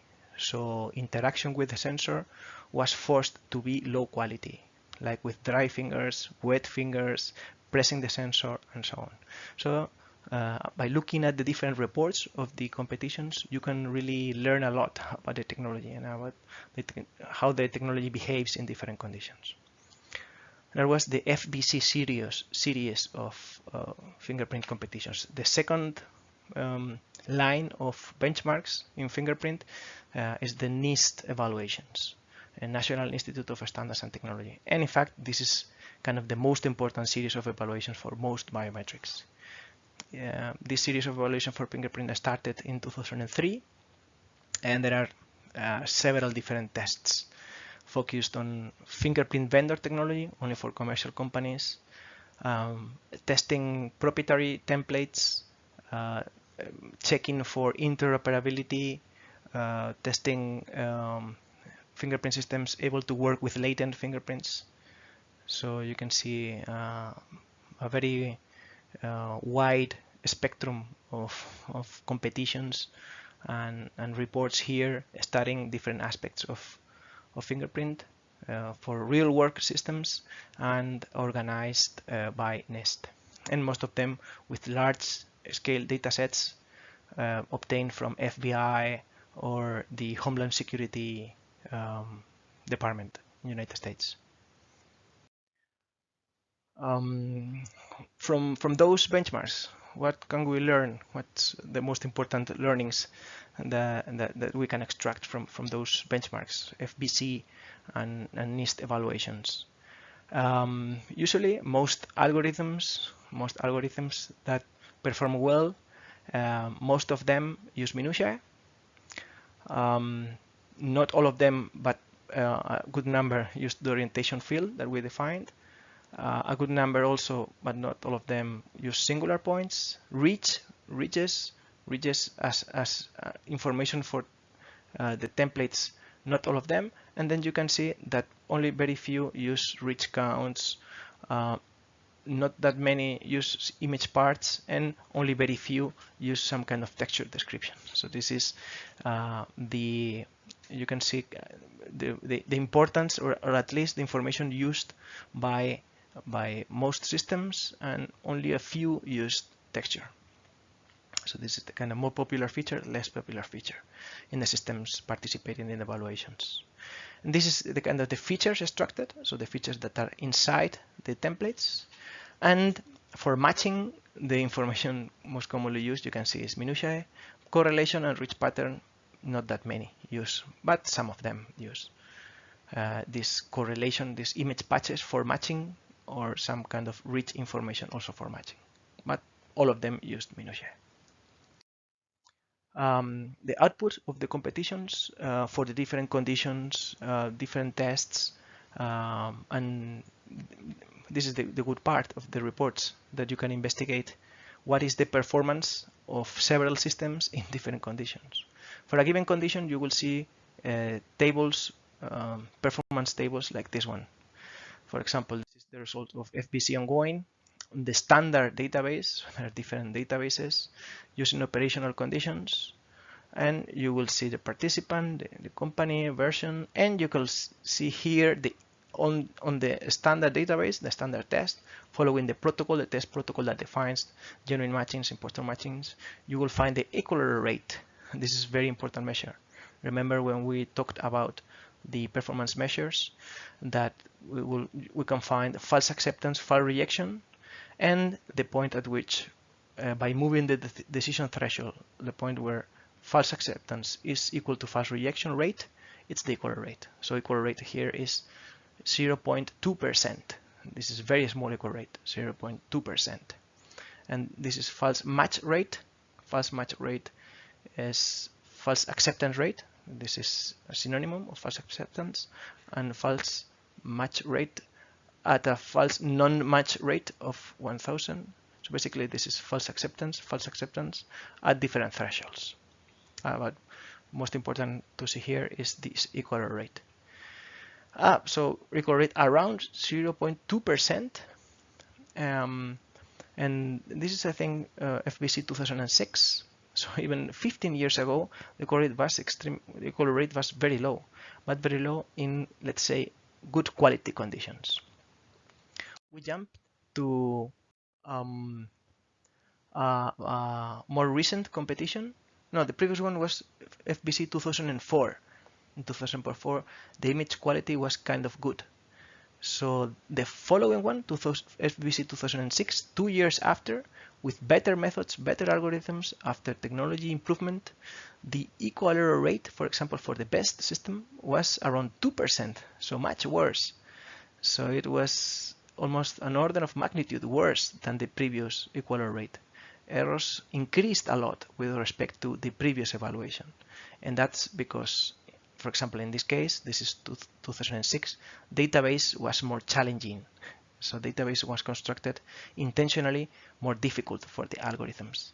And this is something that happens also usually in biometric benchmarks. In fingerprint, face, speech, NIST, and other benchmarking agencies have tried to push the limits of the technology and improve the technology year by year by making their tests and challenges more difficult, what is called now biometrics in the wild, to be able to take a fingerprint or a face or a speech utterance, speech recording in general conditions, where similar to the conditions you can find in real life without controlling the environment.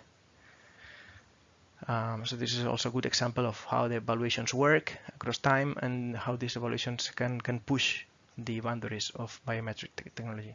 Participants, you can see companies, you can see universities, there's even independent researchers. So what's next? What are research topics or topics of current work in improving fingerprint recognition technology? Fingerprint enhancement is a very important task, and so finding good orientation field and cleaning this orientation field is crucial, and there is room for improvement in obtaining better ways to enhance the fingerprint, exploiting the structure, the nature of a fingerprint, the behavior that we expect in the ridges, and exploiting that, we can really improve a lot and perhaps sometimes recover some lost regions of the fingerprint. So this is still one research line that is interesting and current work. Similar methods applied to fingerprint can be also applied to other rich areas of the skin, like palm print. For example, for some forensic scenarios where we can have some kind of this palm print evidence, fingerprint methods to extract minutiae from the palmar region can be used for identification. In fact, some forensic databases include this palm print information. This is also a topic of study. In this case, many systems and many approaches use not only minutiae, but also some kind of image description or of texture description of different parts of the palm print. An important topic also is to be robust against attacks in general. Fingerprint system is intended to really block imposters, to secure some good. For example, secure your smartphone against intruders. So those intruders may fabricate some kind of artifact or some kind of fake to really access your phone or to fake your identity. And this is feasible. This has been shown to be really a vulnerability in some biometric systems, depending on the sensor on the system used as a backbone of the authentication. So an important thing is to really know what is the security of your system. So how robust is not only the classification accuracy, the error rate, but also additionally, how secure is your system against attacks. So these two measures, classification accuracy, error rate, and security level, how robust is my system against attacks, is something that is also nice to know, and is also a good tool for designing biometric systems. So different researchers have studied what is the impact, or what is the vulnerability, or the attack success rate using different kinds of fakes made with silicone, latex, gelatin, and also this is kind of a direct attack against the sensor, a presentation attack against the sensor. Also, biometric system, like any other information technology system, can be hacked. The fingerprint matcher, the fingerprint extractor, any communication channel, the database can be also hacked. Can be, for example, accessed by an imposter and then changed or manipulated. So these kind of attacks, countermeasures, and most importantly, knowing how robust is our system against this kind of presentation, or let's say hacking attacks, knowing about the security against and the robustness against those attacks is very important. I'm going to pass this. So for example, this is the kind of image with an optical sensor that you can obtain from a real finger, a fake finger. You can see that with this kind of optical sensor, the fake finger generates also a similar image. If you have a specific kind of sensor, for example, a thermal sensor or other sensors, then the sensor itself can overcome some attacks. In this case, the optical sensor generates a similar image, but the image is not exactly the same as a real fingerprint image. For example, here you have the natural variation between the area where the pressure against the platen is highest, so you have more contrast, and then starting from that, as you go to the end of the fingerprint, because of the 3D structure of the finger, you will have less contrast. So this natural grayscale variation from a real fingerprint, you don't have in a fake finger. Why? Because the fake finger is a fake finger, like the previous ones, is mostly a planar structure, it's a 2D structure. So the grayscale, you can see that it's continuous. So the contrast is the same across all the fingerprint. So you can use this kind of small image differences also to detect fake fingers using software. So you can add software-based presentation attack detection in these systems. That's the general idea. Also, a problem sometimes can be that, especially for criminals, professional criminals that are traveling overseas, and then they are changing identities, that sometimes they know that they can be identified using fingerprints. And there is a number of cases, a good number of cases overall, where police has found that people has altered somehow the fingerprints, like transplanting, like burning, like altering somehow in order not to be identified using fingerprints. So a system, especially for systems working, for example, border control applications, national ID application, should be aware of this. And there are automatic systems that can detect this kind of alteration. For example, because in this kind of fingerprints, we will find artifacts in the orientation field. So in an altered fingerprint, for example, I'm going to pass this fast, altered fingerprint like this one, where artificially we introduce some kind of injury, or we alter the structure of the, so we will obtain a kind of orientation field that is not typical that is not natural, that it is not smooth. So this kind of discontinuity in the orientation field, so you can see that we can detect processing the orientation field using some kind of heuristic approach or other approaches. So when we detect this kind of anomaly in the orientation field, then we can say, hey, this can be an altered fingerprint. Let's check the person, or let's check if there is potential fraud here. And that's it for the fingerprint recognition lecture.